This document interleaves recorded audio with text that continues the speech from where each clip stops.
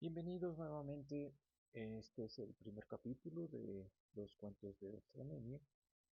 Si no tomamos en cuenta la introducción general que pueden ustedes encontrar en esta misma lista de reproducción, en la cual se explica un poco el contenido, la intención y el modo en el que el extrañamiento o el ostramenio está llenando los huecos de comprensión de estos cuentos. Este primer cuento tiene un alto grado de extrañamiento, pero aún así creo que es comprensible para todo tipo de público y se llama El escarabajo pelotero. Bienvenido. El escarabajo pelotero. En una serranía lejana, caliente como el comal de mi abuela y seca como las rodillas de mi infancia, observé una vez un insecto que por su comportamiento fue objeto de mi más profunda contemplación. Era un escarabajo, en lo general de aspecto bastante normal, con alas rígidas que parecen un estuche blindado, 6 patas, las dos delanteras bien adaptadas para esculpir la caca y las traseras bastante poderosas para transportarla. Los escarabajos transportan bolitas de estiércol hasta su nido, a veces bastante lejanos si pensamos en la proporción de su talla y las dificultades del terreno en el que andan. Del terreno en el que lo encontré, tengo que decir que era muy difícil.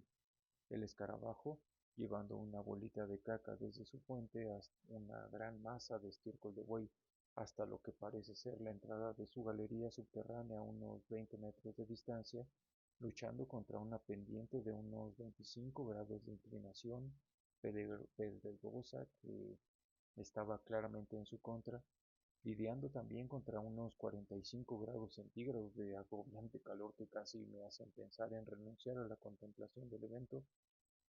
Afortunadamente, sabiendo que este tipo de observaciones siempre me han revelado los más grandes secretos de la existencia, seguí mirando. Después de unos minutos de fracasos en la labor, el escarabajo pareció tomar un respiro. Casi parecía que estaba recalculando sus movimientos. Ya le había sucedido al menos en 3 instantes que la pelotita de caca se le escapaba pendiente abajo, deshaciendo mucho del camino andado, a veces dejándolo en situación más desventajosa que al inicio de cada tentativa. Durante ese descanso coleopteril, yo tracé una línea imaginaria para averiguar el destino de su ruta. Al hacerlo descubrí que la entrada de un pequeño edificio que supuse su galería estaba asomado desde una pequeña terracita de tierra y piedritas, ostro observador de la escena. Conjeturé que sería la hembra. Tal vez me equivoque, pero era seguro que como yo, ese otro escarabajo estaba contemplando las vicisitudes del protagonista de este relato. En varias de sus caídas el escarabajo se aferraba a la caca que atesoraba de manera que rodaba cuesta abajo rebotando en las piedras con todo y tesoro. A cualquier escala y aun con las alas rígidas protegiéndote, ese tipo de tumbos tienen que doler, y yo empatizaba con su sufrimiento. De pronto, y ante la aparente angustia del primero, el segundo escarabajo, al que llamaré la hembra, salió a auxiliar a su compañero, con paso ligero, pero algo entorpecido por lo accidentado del terreno, recorrió la distancia hasta donde se encontraba recalculando su estrategia el amigo de 6 patas. Cuando la hembra se puso a la vista del macho, así lo llamaré para diferenciarlos, aunque no estoy seguro del sexo o de la familiaridad entre ambos, sucedió la enseñanza que me deparaba el evento. La hembra se colocó en una posición que hacía evidente su disposición a ayudar al macho en su tarea, pero el macho, que estaba en un estado de angustia y frenesí ante la tarea, obnubilado por eh, lo angustiante de la situación, no lo aceptó e incluso se notó un fuerte rechazo a la asistencia ofrecida. Ambos escarabajos comenzaron entonces una tarea que mezclaba momentos de progreso en el objetivo, transportar la caca hacia la galería, y momentos de batalla por parte del macho que insistía en trazar ruta, estrategia y ritmo de forma unilateral. En un momento de tensión, el macho se desesperó ante la presencia de la hembra y, dejando de lado de la bolita, se lanzó al ataque. Fue una batalla algo dispareja. La hembra no parecía estar preparada para tal comportamiento y no tuvo tiempo de presentar defensa o contraataque. Al ser más pequeña y débil, murió después de algunas sacudidas. El macho reinició su tarea como si el colestericidio le hubiese dado nuevos bríos. Entonces, desde la entrada de la galería se asomaron, luego de unos minutos, tres pequeños escarabajitos.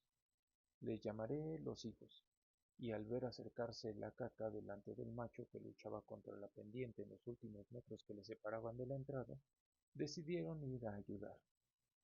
En un primer momento, el macho no notó la ayuda.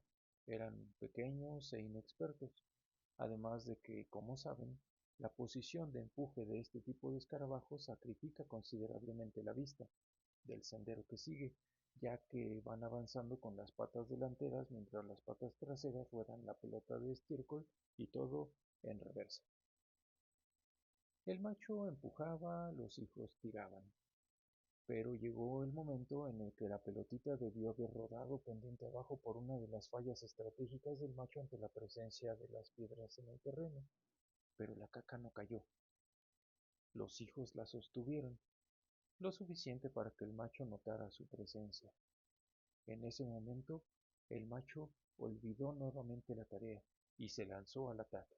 En un frenesí de egoísmo, mató casi al instante a los hijos y, casi como arranque de orgullo, empujó la bolita un poco hacia abajo, como quien rechaza la ayuda de alguien deshaciéndola para iniciar la tarea desde donde se quedó antes de la asistencia. Entonces, con ímpetu, pero evidentemente agotado, después de muchos esfuerzos, llegó a la entrada de la galería. Yo me acerqué un poco para ver mejor. Noté su confusión. Parecía esperar a alguien. Quería mostrar su trofeo antes de introducirlo al hueco. Nadie acudió a su llegada. Esperó otro poco asomándose y girando, exploró el terreno alrededor de la entrada y descubrió los cadáveres. Como si no pudiese recordar sus muertes a manos de su egoísmo, primero los tres pequeños.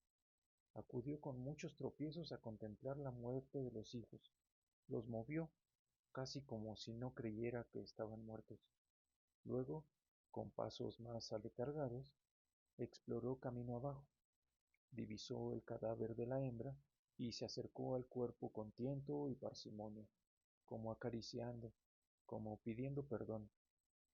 Luego de un rato de evidente desesperanza, el escarabajo regresó a la entrada de la galería, contempló la pelota que había llevado y le dio un par de vueltas lento, como pensando en hacer o no hacer, como meditando sobre su utilidad o su superfluidad.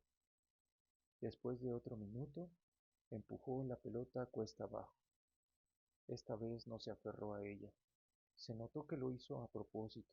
La vio rodar y rebotar. Se quedó contemplando la escena completa un buen rato más. Ya casi estaba terminándose la luz del día. Las sombras empezaron a alargarse y los cuerpos de los muertos empezaron a confundirse con piedras. El escarabajo se quedó inmóvil sobre el terraplén a la entrada de su galería, quieto, tanto que me sorprendió que el zanate lo viera. El ave primero devoró a los muertos, luego, saltando con soltura, se acercó al macho que seguía en su sitio observando todo. Casi me pareció que aceptaba la muerte. Fue devorado del mismo modo, rápido y sin miramientos. El ave se fue, yo también, y lo único que quedó ahí fue una bolita de caca y la lección.